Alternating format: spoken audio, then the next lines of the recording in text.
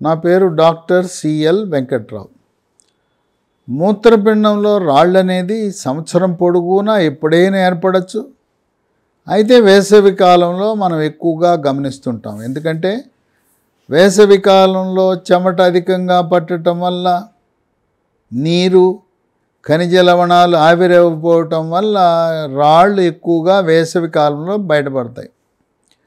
ఈ రాళ్ళు మూత్రపిండంలో ఉండొచ్చు, మూత్రనాళంలో ఉండొచ్చు, మూత్రకోశము యూరినరీ బ్లాడర్లో కూడా ఏర్పడతాయి. మూత్రపిండంలోనే రాళ్ళు ముక్కలై నిదానంగా మూత్రనాళము ద్వారా కిందికి వస్తుంటాయి. చిన్న చిన్న ముక్కలు మూత్రపిండం నుంచి కిందకి ప్రయాణం చేసే సమయంలో తీవ్రమైన నొప్పి వస్తుంది, నరకం కనపడుతుంది. అవి కదులుతూ ఉన్నప్పుడల్లా నొప్పి వస్తుంది. కదిలి మూత్రాశయంలోకి వచ్చి అక్కడి నుంచి మూత్రం ద్వారా బయటికి వెళ్ళిపోతుంది. ఈ మూత్రపిండంలో రాళ్ళు ఒకసారి వచ్చి అవి పోయిన తర్వాత కూడా మళ్ళీ రెండోసారి మూడోసారి రావచ్చు. అది ఒకటి ఉండొచ్చు, రాయి ఇంకా ఎక్కువ ఉండొచ్చు. రెండు పక్కల రెండు కిడ్నీలు ఒక పక్క పోతే రెండో పక్క వస్తాయి. ఆ విధంగా ఈ రాళ్ళు అనేవి తరచూ ఇబ్బంది పెడుతూ ఉంటాయి. అందువల్ల మూత్రపిండంలో రాళ్ళు వచ్చిన వారు కొన్ని ఆహార నియమాల విషయంలో జాగ్రత్తలు వహించాలి. కాల్షియము, ఫాస్ఫేటు, ఆక్సలేట్లు అధికంగా ఉండే ఆహార పదార్థాలు తినకూడదు. ఎందుకంటే ఆ రాళ్ళు ఏర్పడే రాళ్ళు రకాలు ఎలా ఉంటాయంటే, ఒకటి గరుకుగా ఉంటుంది, ఆ గరుకుగా ఉండే రాయి ఆక్సలేట్ రాయి అంటారు, కాల్షియం ఆక్సలేట్. పైన నున్నగా ఉంటుంది రాయి, దాన్ని ఫాస్ఫేట్ రాయి అంటారు.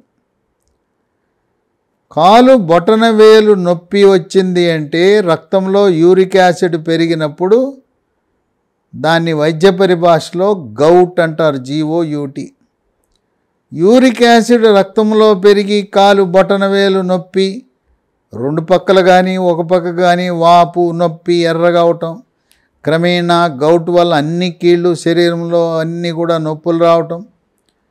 యూరిక్ యాసిడ్ మూత్రపిండంలో రాళ్ల రూపాన ఏర్పడే అవకాశం ఉంది. యూరిక్ యాసిడ్ రాయి అంటారు. అందువల్ల యూరిక్ యాసిడ్ని కూడా నియంత్రించవలసిన అవసరం ఉన్నది. మూత్రపిండంలో కానీ, మూత్రనాళంలో కానీ, మూత్రాశయం యూరినరీ బ్లాడర్లో కానీ 9 మిల్లీమీటర్ల కంటే తక్కువ సైజు ఉన్న రాయి మనం ఏమీ చికిత్స చేయవలసిన అవసరం లేదు. దానంతరకదే మూత్రంలో బయటకు వచ్చేస్తుంది. రాళ్ళు ఉన్నవాళ్ళు తప్పిక, దాహము, దూపతో సంబంధము లేకుండా మంచినీళ్ళు అధికంగా తాగటమే దానికి పరిష్కారం.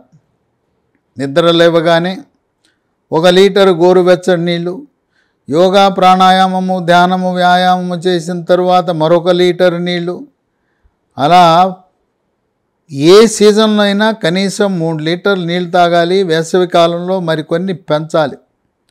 ఎండకు వెళ్ళినప్పుడు, చెమట అధికంగా పట్టినప్పుడు ఆ రోజు 5 లీటర్ల గోరువెచ్చని నీళ్ళు తాగాలి. ఏదో కేవలం టిఫిను, భోజనం చేసేటప్పుడు మాత్రమే మంచినీళ్ళు కాకుండా గంటకి మంచినీళ్ళు తాగితే మూత్రపిండంలో రాళ్ళు ఏర్పడవు, ఉన్న రాళ్ళు కూడా కరిగిపోయే అవకాశం ఉంది. మూత్రపిండంలో రాళ్ళు కరగటానికి ఆయుర్వేద వైద్య విధానంలో మంచి చికిత్సలు, మంచి మందులు ఉన్నాయి. నెఫ్రాలజీ డాక్టర్లు, కిడ్నీ డాక్టర్లు ఆయుర్వేద వైద్యం గురించి అవగాహన లేక వద్దు అని చెప్పినా, నెఫ్రాలజీ కిడ్నీ డాక్టర్ ఇచ్చే మందులతో పాటు పునర్నవ, నీరి, KFT, సిస్టోన్ లాంటి మందులు చాలా సురక్షితం. ఇంగ్లీష్ మందులతో రియాక్షన్లు రావు. ఆయుర్వేద మందులు, ఇంగ్లీష్ మందులు కలిపి వాడుకోవటం మంచిదే. ఈ ఆయుర్వేద మందులకు ఎటువంటి సైడ్ ఎఫెక్ట్స్ కానీ అనర్థాలు కానీ లేవు. మూత్రపిండాల్లో రాళ్ళు ఉన్నవాళ్ళు ఒక 10 రకాల ఆహార పదార్థాలు మనం తినకుండా ఉంటే మంచిది. వాటికి దూరంగా ఉండటం వల్ల ఈ మూత్రపిండంలో రాళ్ళు మళ్ళీ ఏర్పడకుండా మనం నివారించవచ్చు. మొట్టమొదటిది పాలకూర. పాలకూరలో అధికంగా ఆక్సలేట్లు ఉంటాయి, అందువల్ల పాలకూర తగ్గించి వాడాలి. 2 బాదం పప్పులు. బాదం పప్పులు తినటం వల్ల కూడా మూత్రపిండాల్లో రాళ్ళు వచ్చే అవకాశం ఉంది. 3 పిస్తా, వాల్నట్లు, అవి కూడా వాడకుండా ఉంటే మంచిది. 4 బెండకాయ కూడా వీలైనంత వరకు తగ్గించి వాడటం మంచిది. ఇక 5 డార్క్ చాక్లెట్లు. ఈ డార్క్ చాక్లెట్లలో ఆక్సలేట్లు అధికంగా ఉండటం వల్ల రాళ్ళు మళ్ళీ పునరావృతం అవుతాయి. 6 మొక్కజొన్న మక్కలు, వాటి వల్ల కూడా రాళ్ళు ఏర్పడే గుణం ఉంటుంది. 7 బీట్రూట్ దుంప కానీ, బీట్రూట్ కూర కానీ, బీట్రూట్ రసం కానీ ఏది కూడా మూత్రపిండాల సమస్య రాళ్ళు ఉన్న వాళ్ళకు వద్దు. 8 రాస్ప్బెర్రీస్. ఈ రాస్ప్బెర్రీస్ పట్టణాల్లో ఉండేవాళ్ళు, నగరాల్లో ఉండేవాళ్ళు తింటుంటారు. గ్రామీణ వాసులు దీన్ని పెద్దగా దాని గురించి అంత అవగాహన కూడా ఉండదు. రాస్ప్బెర్రీస్లో ఆక్సలేట్లు ఎక్కువగా ఉంటాయి. 9 ఖర్జూర పండ్లు. ఎండు ఖర్జూరము కానీ, ఖర్జూర పండు కానీ, దాంట్లో ఆక్సలేట్లు అధికంగా ఉండటం వల్ల ఖర్జూర వినియోగం కూడా పూర్తిగా తగ్గించుకుంటే మంచిది. 10 సోయా చిక్కుళ్ళు. సోయా చిక్కుళ్ళతో చేసిన పన్నీరు. సోయా పన్నీర్ని టోఫు అంటారు, TOFU. సోయా చిక్కుళ్ళలో ఆక్సలేట్లు అధికంగా ఉంటాయి కనుక మూత్రపిండంలో రాళ్ళు ఉన్నవారు వాడకుండా ఉంటే మంచిది.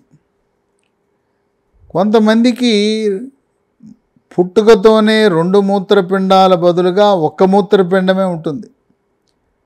ఆ 1 మూత్రపిండం ఉన్నవాళ్ళు చాలా జాగ్రత్తగా ఉండాలి.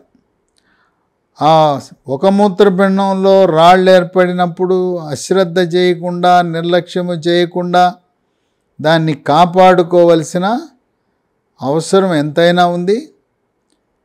ఈ రాళ్ళు ఉన్నప్పుడు మనం మంచినీరు ఎంత ఎక్కువ తాగితే అంత మంచిది. మన టేబుల్ మీద బాటిల్లో నీరు ఎప్పుడు ఉండాలి. దప్పిక కాకపోయినా 1 గ్లాసుడు నీళ్లు ప్రతి గంటకు తాగాలి. ఇదే కాదు, మంచినీరే కాకుండా కొబ్బరి నీళ్ళు తాగొచ్చు. మజ్జిగ, పల్చటి మజ్జిగ, దాంట్లో నిమ్మరసం వేసుకుని తాగొచ్చు.